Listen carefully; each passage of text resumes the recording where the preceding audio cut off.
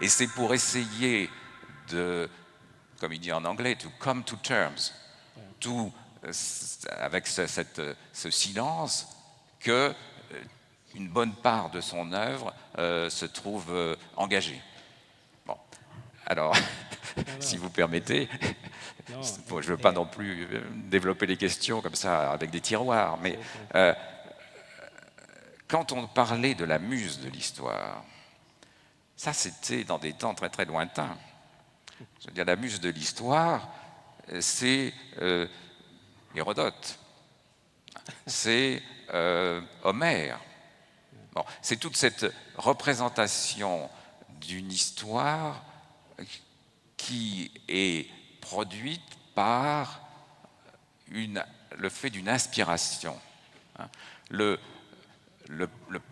dispositif de l'épopée antique, c'est cela. Homère, c'est un poète inspiré. Ça veut dire que c'est la muse qui parle à travers lui. Il n'est que le médium. Il n'est pas l'auteur, en un sens, de son poème. Il est le médium de ce poème. Et la muse lui dicte et lui peut lui faire chanter ce qu'il n'a pas vu, ce qu'il n'a ni vu, ni connu, ni entendu. Parce que la muse, elle, est toujours présente. Bon. À partir du moment où on passe de l'épopée à l'histoire, où l'on passe d'Homère à Hérodote, il n'y a plus de muse. Et c'est l'historien qui doit faire le travail. Il doit justement trouver le moyen de dire ce qu'il a vu, mais aussi ce qu'il n'a pas vu. Puisque si l'historien ne disait jamais que ce qu'il a vu, il dirait très peu. Et en plus, il aurait de grandes chances de se tromper, puisqu'on sait bien que ce que l'on voit n'est pas forcément, et même rarement, ce qui s'est passé. Bon. Et on trouve avec cette métaphore de la muse poser tous les problèmes qui vont être ceux de l'histoire, de l'écriture de l'histoire au fil des siècles. Quant à l'ange, il est dans une position surplombante. Bon. C'est-à-dire cette position divine qui n'est pas celle de l'historien, ou qui ne doit pas être, ou qui ne peut plus être celle de l'historien. Bon, quelqu'un comme Bossuet, par exemple, si je prends quelqu'un dans son histoire universelle, se donnait encore la possibilité d'un point de vue surplombant qui était la vision divine. Bon, et au fond, une bonne part de la philosophie de l'histoire s'est inscrite dans cette position. Je domine, je surplombe, je vois, je sais. Bon. À partir du moment où vous refusez cette position surplombante, alors il n'y a plus d'ange, et il n'y a plus qu'un travail patient au quotidien. De hecho, la referencia a Paul Celan me parece que es doble en ese verso, ¿no?, que dice, después de Auschwitz, el silencio. Y eso es fundamental para entender que la posición suya es muy distinto decir, esto es el fin de la historia, que decir, esto es el silencio de la historia, o cuando la historia calla.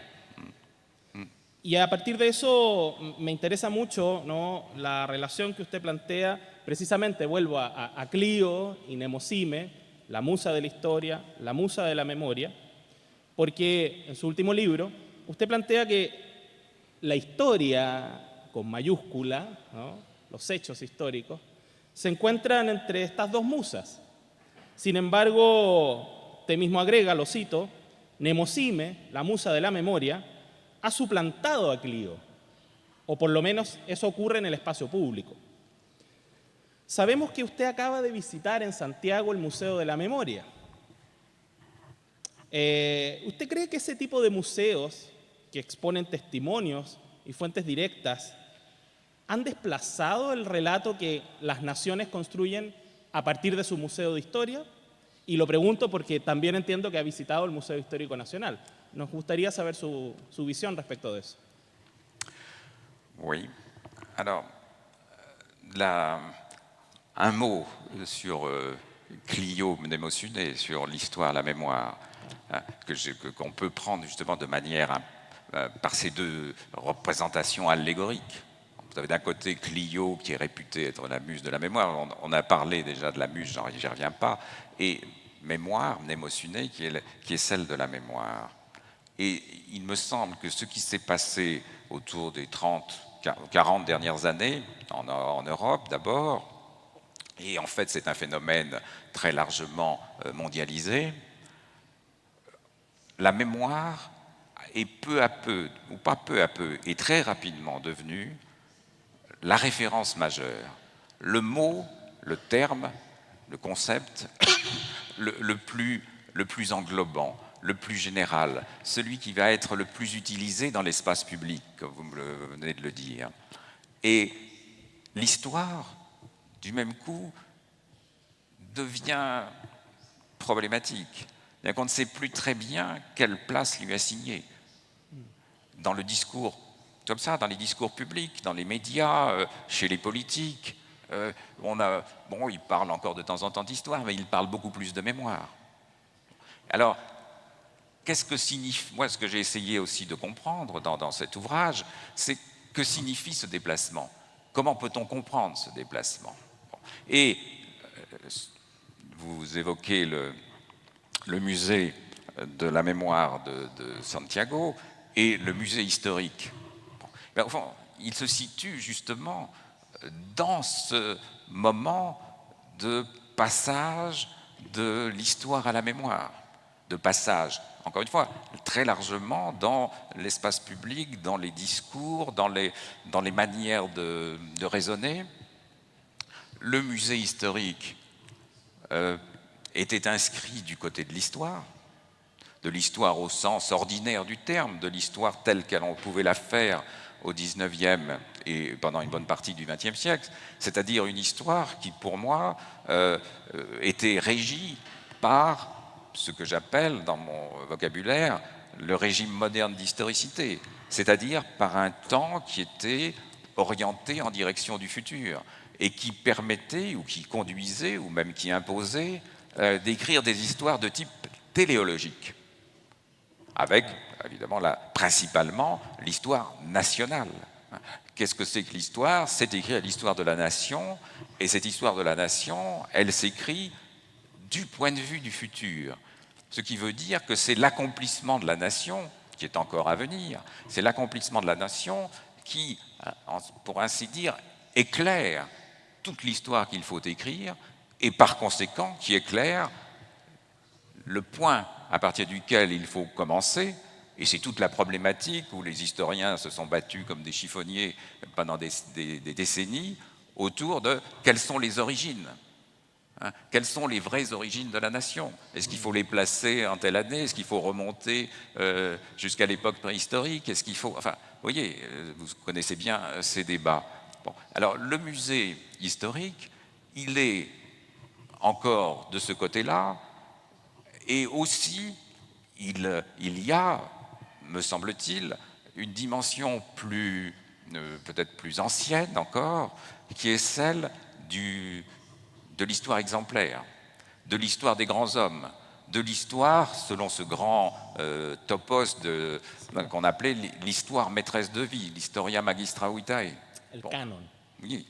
Et donc, on a cette dimension-là, évidemment, dans ce récit de la constitution, de la formation de la nation chilienne. Bon. Et puis, on ne sait pas trop comment terminer, ou où terminer. Quel est le point? Bon, on voit bien que c'est problématique. Et entre ce musée historique et puis ce nouveau musée qui est dans un autre espace complètement, qui n'est pas dans la suite, et qui marque même dans l'espace la distance au fond, qui existe, dans cet autre espace, on a créé ce musée de la mémoire, qui lui, il y a toutes sortes de raisons pour qu'on ait créé ce musée, mais simplement du point de vue qui nous réunit là actuellement, ce musée, il se situe clairement du côté de la mémoire et dans ce que moi j'appelle davantage ce rapport présentiste au temps.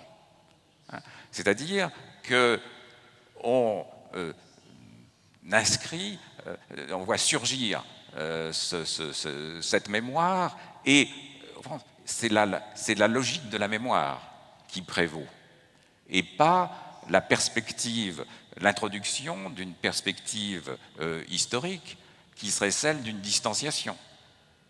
Bon, après, on peut aussi comprendre ce musée comme une part de ce qu'on a appelé, au cours de ces 30 ou 40 dernières années, ce qu'on a appelé la justice transitionnelle.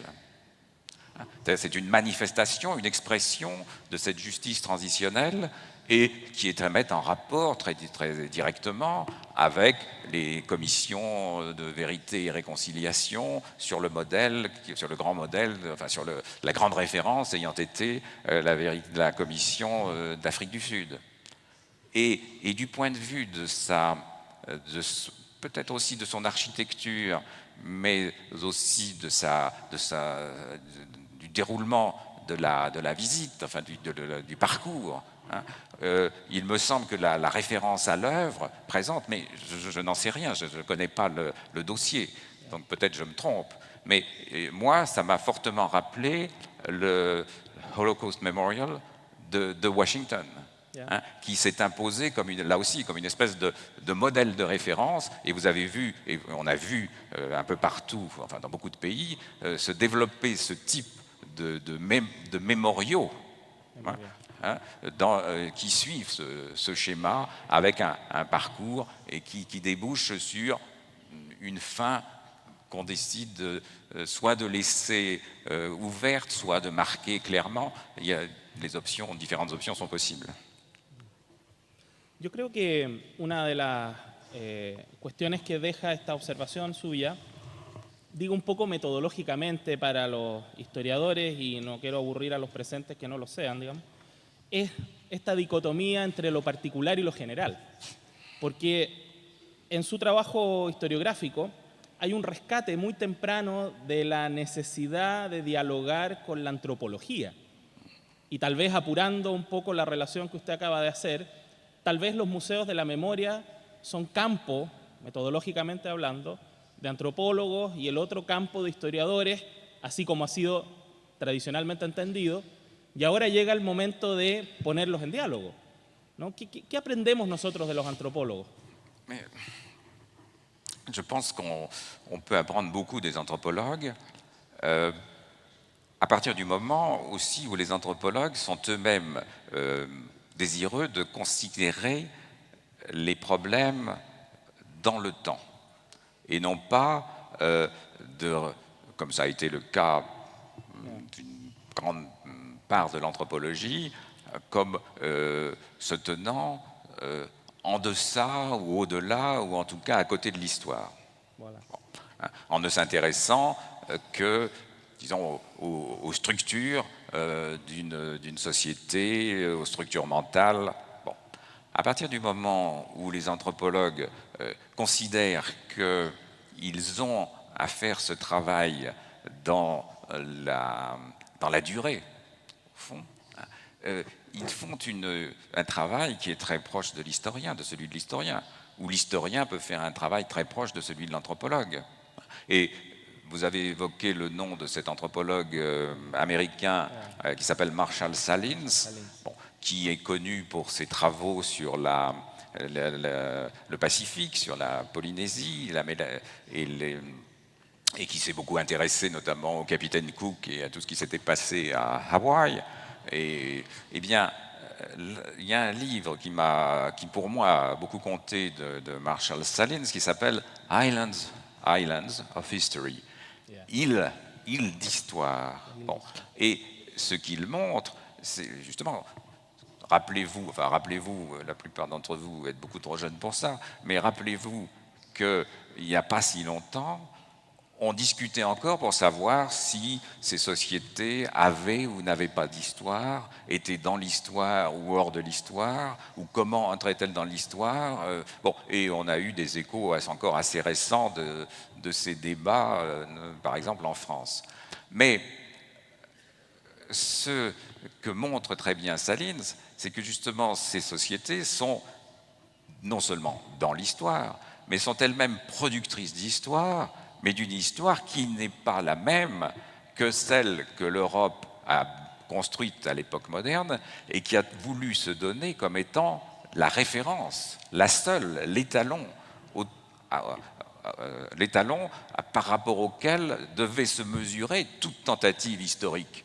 Et donc on disait, ah ben oui, mais ils ne sont pas encore dans l'histoire, c'est une histoire de forme peut-être un peu brute, mal dégrossie.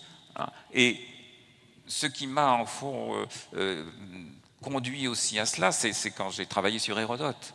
Puisque Hérodote, dans la perspective des historiens classiques, Hérodote était considéré, oui, bien sûr, c'est déjà un historien, mais enfin, il n'est pas encore vraiment historien. Hein. Et celui qui est l'incarnation de l'historien, c'est Thucydide. Hein. Mais c'est une construction du XIXe siècle. C'est une construction du XIXe. Hein. Et donc, on peut aussi mesurer Thucydide par rapport à Hérodote, et pas simplement mesurer Hérodote par rapport à Thucydide. Eh bien, je pense que ce a permis de faire Marshall Salins, c'est quelque chose de cet ordre. Et à partir de ce moment-là, comme je l'ai dit, c'est les enquêtes menées par l'anthropologue, qui sont forcément des enquêtes d'une grande précision, portant sur des aires réduites ou sur des groupes restreints, avec recours à l'histoire orale, bien entendu, mais aussi dans un certain nombre de cas à des archives. Salins a beaucoup utilisé les archives. Donc on a là une articulation possible du particulier et du général. Et qui est toujours le problème fondamental, dont on n'est pas sorti depuis Aristote. Bon, donc il faut trouver des moyens de concilier à chaque fois un travail précis sur un objet précis, mais avec des questions qui elles-mêmes permettent de considérer cet objet précis dans une perspective beaucoup plus large. Bueno, pasemos al tema del presentismo. Sí. Usted en alguno de sus textos ha ejemplificado este concepto, este neologismo que usted instala. La experiencia del presentismo a partir, por ejemplo, de lo que un arquitecto holandés, Renko Olgas, denomina ciudades genéricas, ¿no? De las que usted ha escrito, lo cito, fruto del reencuentro entre la escalera eléctrica y el aire acondicionado, ellas están en un devenir perpetuo, jamás alcanzado, viven al ritmo de las transformaciones y las actualizaciones. La pregunta desde Valparaíso ahora es, ¿serán las ciudades que integran esta lista de patrimonio de UNESCO la última línea de contención de esa crisis que deviene de este presentismo? ¿O tal vez podrían llegar a convertirse estas mismas ciudades con el sello UNESCO en unas especies de ciudades genéricas patrimoniales? Eso es de mi cosecha. Oui, c'est une question difficile, mais une question très, très pertinente. Et au fond, je pense que vous seriez mieux placé que moi pour y répondre, compte tenu de votre expérience, notamment de Valparaiso. Mais, au fond, je pourrais dire ceci. Vous avez évoqué l'architecte très connu, Rem Koolhaas, et quand j'ai lu son texte sur les villes, les villes génériques, ce qu'il appelle les villes génériques, avec cette notion qu'il associe aux villes génériques, qui est le junk space. Yeah. Junk space. Bon. Et le junk space, c'est justement cette rencontre entre l'escalier mécanique et puis l'air conditionné, comme il le dit. Bon. Et là, l'exemple même de la ville générique, me semble-t-il, ce sont les aéroports.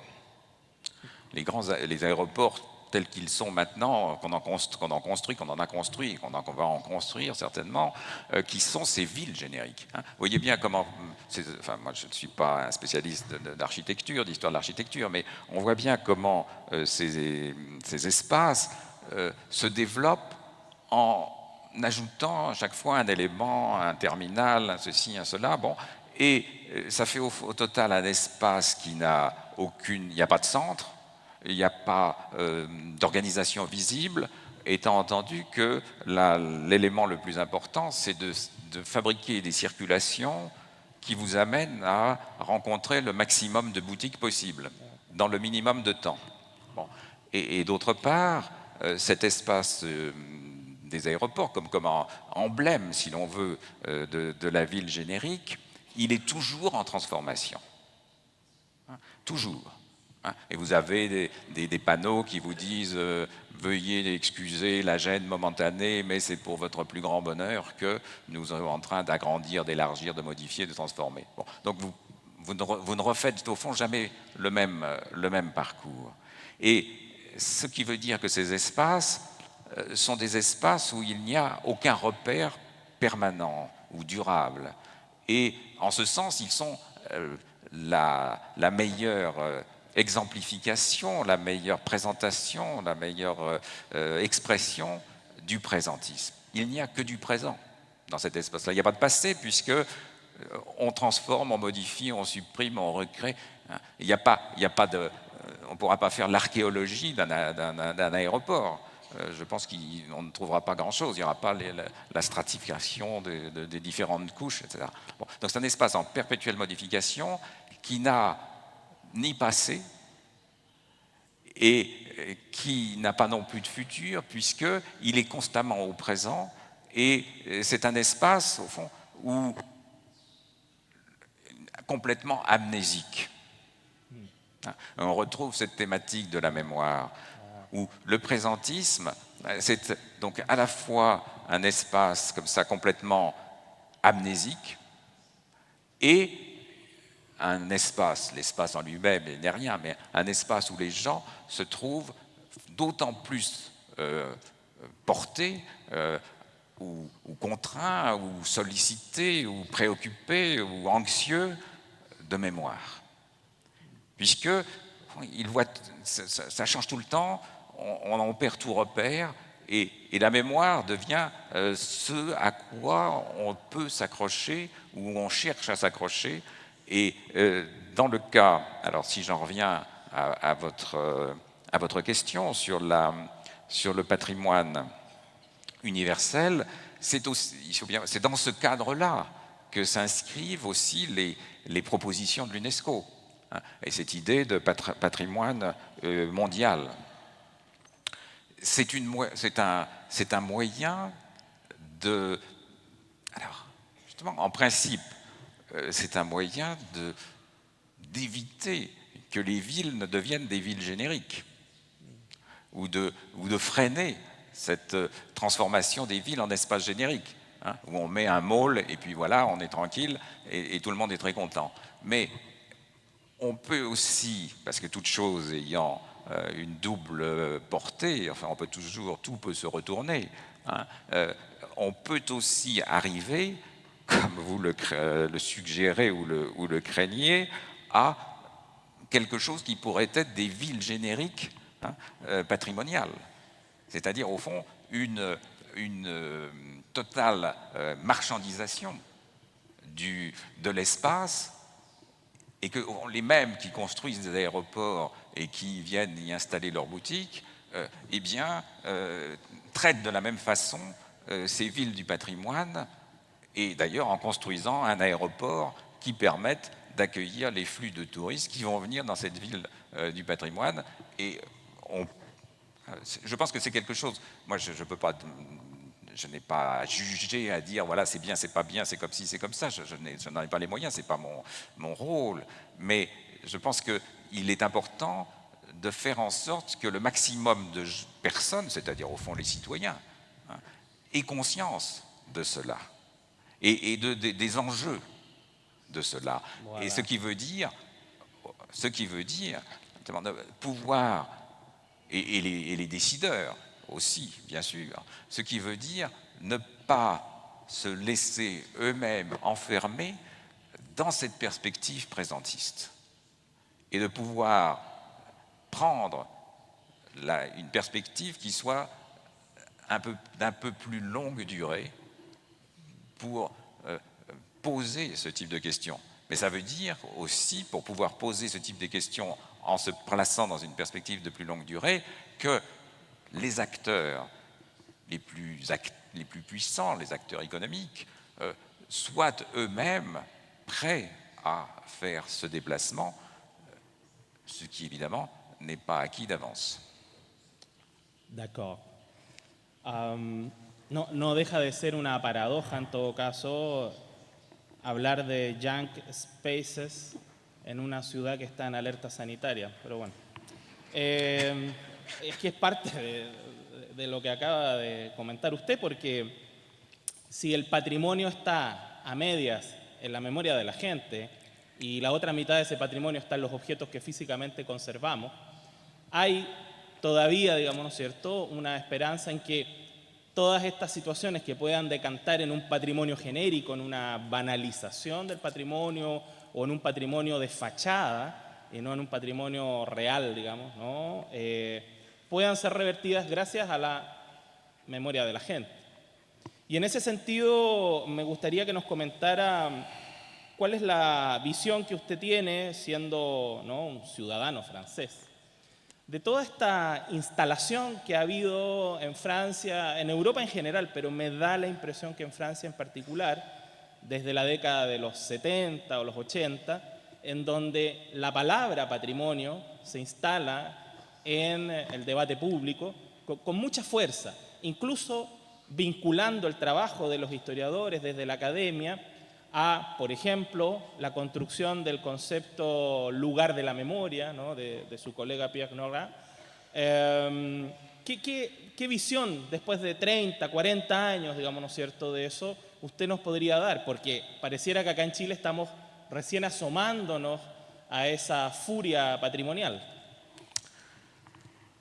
Oui, c'est la question peut se décomposer peut-être de la manière suivante. On a dit quelques mots de la mémoire et de cette montée de la mémoire en partant de Kiefer. Et le patrimoine, au fond, suit le même chemin. On pourrait dire de manière un peu schématique que le patrimoine est à l'espace public ce que la mémoire est à l'espace privé. C'est trop schématique parce que la mémoire est aussi à une dimension collective et le patrimoine a moins, enfin en tant que notion, du moins reprise dans les politiques publiques, a moins cette dimension privée, même si au départ le patrimoine est la notion la plus privée qui soit, puisqu'il s'agit du patrimoine familial. Bon.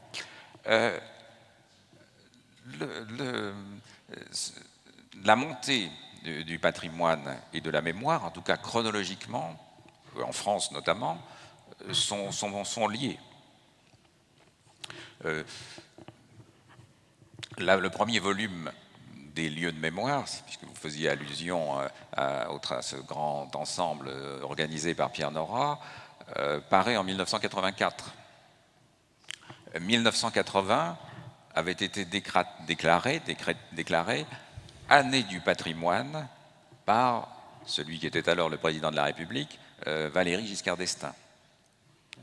Et c'est très intéressant, alors ça on entre peut-être un peu trop dans l'histoire française, mais bon, que ce soit précisément ce président-là qui ait déclaré que 1980 serait l'année du patrimoine, puisque c'était au fond, en fait, le président qui était, au départ, le plus moderniste de tous. Enfin, Pompidou l'avait été aussi, mais lui, il était pleinement, il n'était pas du tout tourné vers le patrimoine. Hein, pas du tout, c'était pas son affaire, ni la mémoire et même pas beaucoup l'histoire. Bon, et voilà qu'en 1980, il dit ça. Alors pourquoi ? parce qu'il avait perçu que quelque chose était en train de se passer. Et que nous entrions justement dans ces années difficiles économiquement, et que le patrimoine pouvait devenir un élément, une ressource politique, mais aussi économique, et un thème, au fond, rassembleur. Et le mouvement n'a fait que s'amplifier après, dans les années suivantes. Bon. Donc, mémoire, patrimoine, mais le patrimoine, je crois, est une notion, comme je l'ai écrit, c'est une notion pour temps de crise. Bon. C'est quand on ne sait plus, quand on commence à avoir des doutes, quand les points de repère s'effacent, quand on ne se reconnaît plus, on ne sait pas où on est, que on devient anxieux de préserver ceci, de retrouver cela, de faire en sorte que ceci ne disparaisse pas. Bon.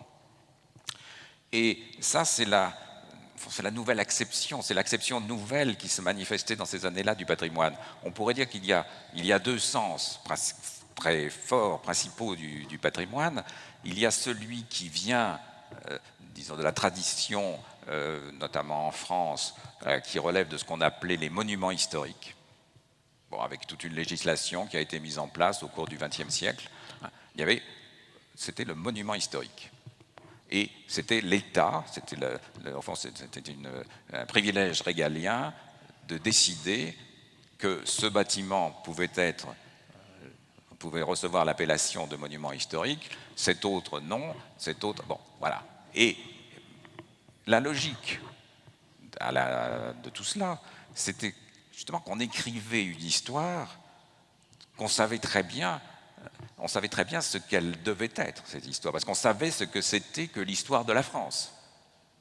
On était dans cette perspective que j'ai évoquée d'un mot tout à l'heure, de ces histoires téléologiques.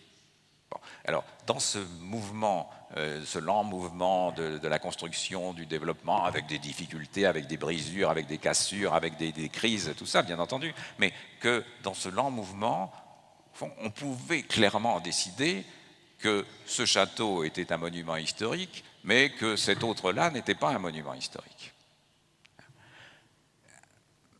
Dans les années 1980, ça ne fonctionne plus.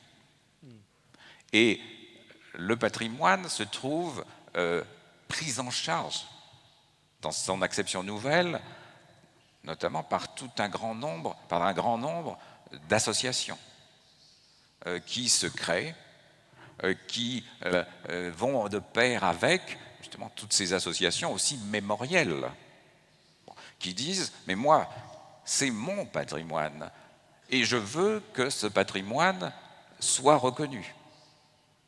Et comme on est en France et que tout passe par l'État, on veut qu'il soit reconnu par l'État. Ça ne suffit pas de dire bon, voilà, c'est mon patrimoine, c'est la fontaine de mon village, c'est le lavoir de mon village. Non, non, il faut qu'il y ait un label officiel qui vienne dire en effet, cette fontaine, c'est du patrimoine. Bon. Donc on a ce développement très fort, et le troisième peut-être sens du patrimoine qui se manifeste à partir justement de cette convention de l'UNESCO de 1972, qu'il dit c'est la préservation du patrimoine culturel et naturel. Et naturel.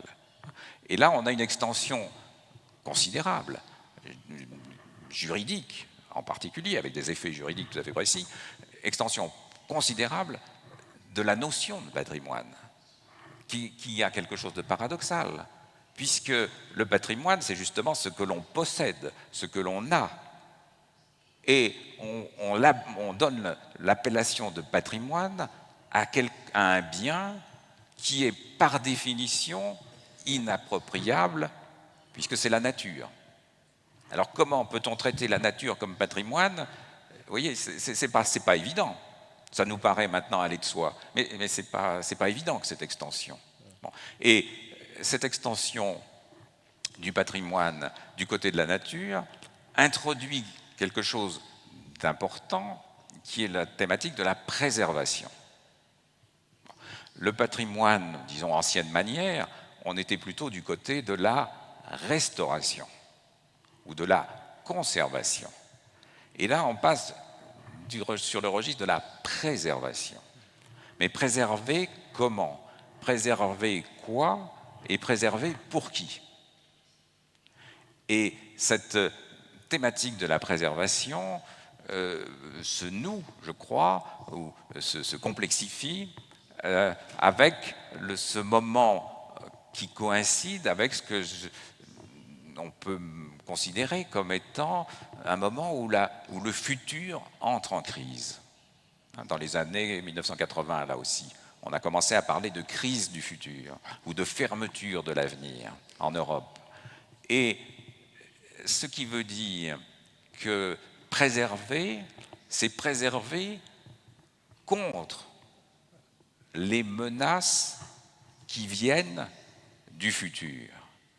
Les catastrophes qui sont en marche et qui risquent de venir tout détruire, tout compromettre. Alors, préserver pour qui?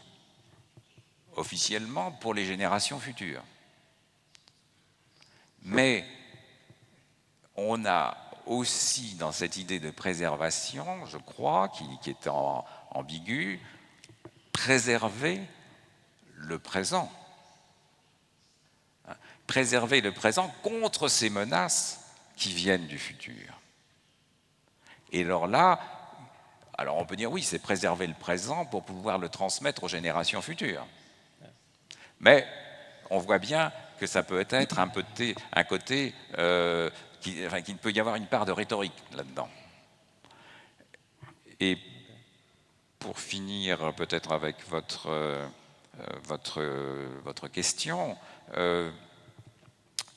cette transformation, ou plutôt cette extension de la notion de patrimoine crée à la fois une évidence de la notion de patrimoine, comme vous l'avez dit, c'est-à-dire le patrimoine devient, comme la mémoire, un mot que tout le monde utilise, et qui devient un mot qu'il n'est plus nécessaire de justifier.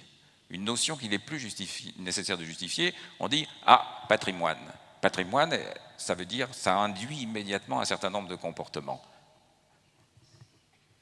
Sí, pensaba que al hilo de lo que estás mencionando, usted escribió, el patrimonio es un recurso para tiempos en crisis. Le retrueco la frase, se la cambio. El patrimonio es un recurso no renovable para tiempos de crisis. Se la cambio porque el patrimonio pareciera que a un punto estuviera muy definido, es finito, ¿no? Y las crisis son continuas, lo sabemos, ¿no? Si algo hemos aprendido de la historia es que la crisis es una constante. ¿Qué va a pasar cuando no tengamos patrimonio y sigamos en crisis? ¿Qué va a pasar? Sí. ¿Qué es lo que pienso yo? Vamos a tener que inventar más patrimonio. Y ahí entramos en una paradoja, ¿no? Que es que el patrimonio tendrá que llegar a ser entendido en algún momento como un bien renovable.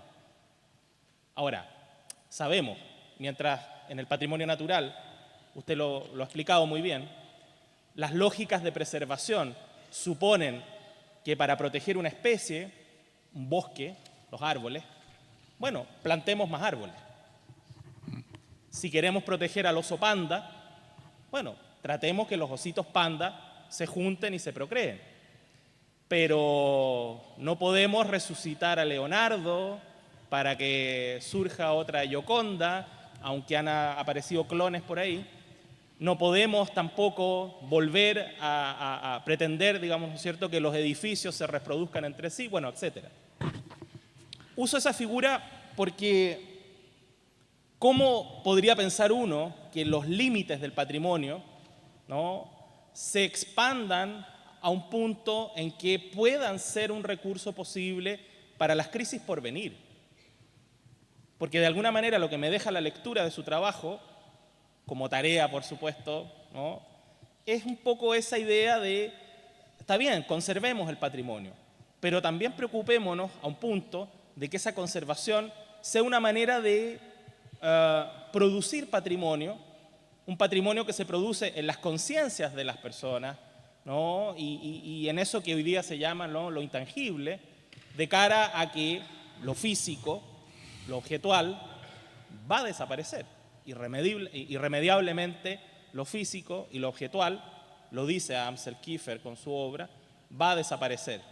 Bueno, perdona, es una reflexión, pero es una pregunta también, ¿no? Peut-être pour poursuivre au fond votre réflexion,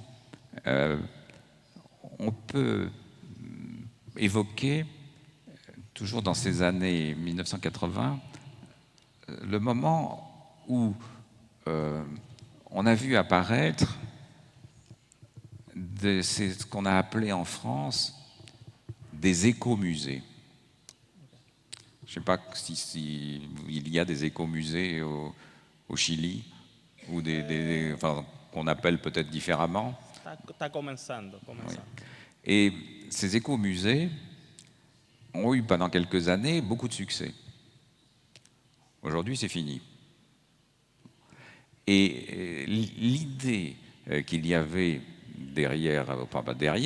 qu'il y avait quand se sont constitués ces écomusées, c'était bien de mettre en œuvre cette définition nouvelle du patrimoine que je viens d'évoquer. C'était aussi d'intervenir dans des régions, dans des lieux qui étaient en crise. Bon, des usines qui fermaient, par exemple, des activités agricoles qui étaient en train de disparaître. Et l'écomusée s'est trouvé investi par les politiques publiques d'une charge considérable. C'était pas simplement, ça ne devait pas être, on ne voulait pas que ce soit des conservatoires d'objets, de savoir-faire, de paysages en voie de disparition. Bon. Et on voulait aussi que ces lieux soient pris en charge par les personnes elles-mêmes qui étaient concernées. C'est-à-dire, justement, des ouvriers licenciés, des agriculteurs qui n'avaient plus de champs, bon, et par des associations, sous le biais d'associations. Et on voulait faire de ces lieux, non pas encore une fois des conservatoires, mais des musées vivants, des musées ouverts vers le futur, ouverts sur l'avenir, qui devaient permettre aux gens de prendre conscience des richesses qui étaient les leurs et de surmonter, au fond, la crise. Donc c'était une espèce de lieu utopique que ces écomusées. Alors ça a marché un petit peu, mais ça ne pouvait pas marcher. Je crois que ça ne pouvait pas marcher longtemps. Et on y saisit bien les ambiguïtés et les ambivalences, au fond, du patrimoine, et aussi du cahier des charges, au fond, qu'on voulait imposer, qu'on voulait fixer sur ces lieux du patrimoine. Alors, là, on était dans le patrimoine comme recours dans un moment de crise. C'est-à-dire c'était une démarche volontariste, positive, pour entendre patrimoine, faire exister le patrimoine sous une forme différente. Excusez-moi. Alors, dans le même temps, on peut dire que ces lieux, ces écomusées, ont été aussi les lieux où on a vu surgir la crise du patrimoine. Ce que vous appelez le patrimoine entrant en crise. Et comme on est aussi entré dans une période, on entrait aussi dans des périodes de crise économique, de difficultés économiques, de budget qui allait en diminuant. Les subventions pour ces lieux ont aussi été en diminuant. Donc cette accumulation de crises ont conduit peu à peu à la fin de ces espaces qui étaient, comme j'aurais tendance à dire aujourd'hui, des utopies du patrimoine. Là, peut-être un mot encore sur cette question de crise. Parce que, évidemment, comme vous l'avez dit, la crise, au fond, l'historien sait bien qu'il y a toujours eu des crises. Mais, ce qui est indubitable, mais je crois qu'on est entré dans quelque chose de nouveau qui ramène vers le présentisme. La crise, au sens premier du terme, c'est du grec. La crise, et ça veut dire, c'est une notion qui vient de la médecine. C'est les premiers médecins grecs. Bon.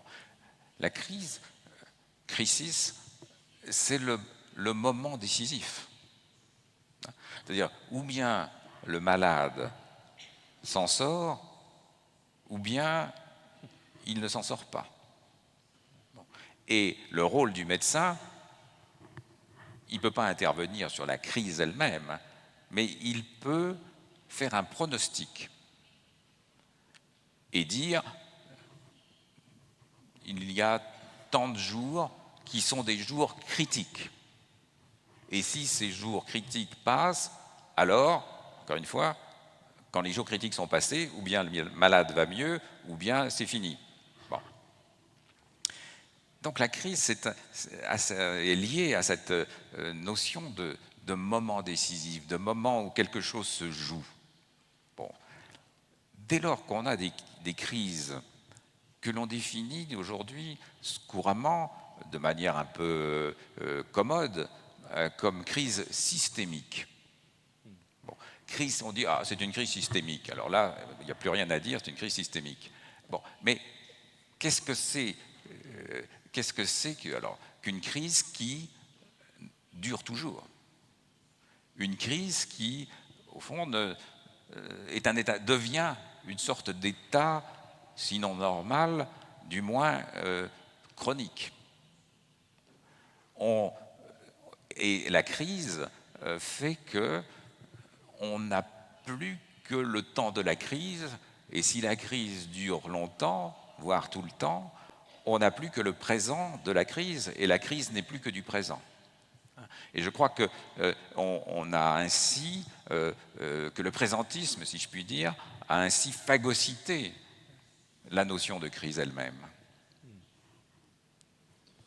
Bueno, estoy absolutamente seguro de que esta breve conversación que hemos iniciado hoy día va a quedar con mucha beneficio para las discusiones que hoy día hay, no solamente en el país, pienso ley de patrimonio, ministerios de patrimonio, pienso en el libro que usted escribe con Jacques Ravel, precisamente los usos políticos del pasado, y también una tarea local, ¿no?, que no es menos importante y que no puedo dejar de mencionarla, digamos, ¿no?, y que se refiere precisamente a esta crisis permanente, ¿no?, en que está sumida nuestra ciudad, una crisis que nos amenaza con el presentismo, ¿no?, del consumo, una crisis que también nos amenaza con el peligro del ecomuseo, pero